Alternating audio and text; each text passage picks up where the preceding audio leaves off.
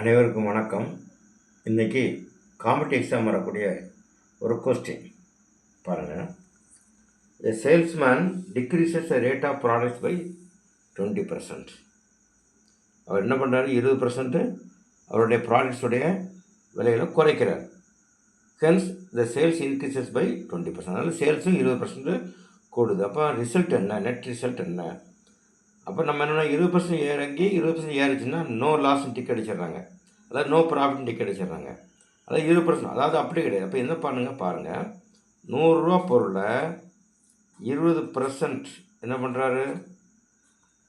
Download பண்ணுறாரு, இறக்குறாரு.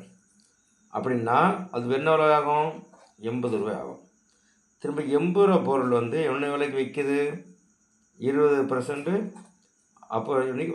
Upward ஆகுது, increase ஆகுது. அப்படின்னா எவ்வளோ ஆகுது? 16 ரூபா போடுது. அப்போ ரேட் 96 ரூபாய்க்கு விற்கிது. 100 பொருளை 20% இறக்கி திரும்ப 20% சேல்ஸ் இன்க்ரீஸ் பண்ணி கொடுத்தா 96 ரூபா. அப்போ நெட் லாஸ் 4%.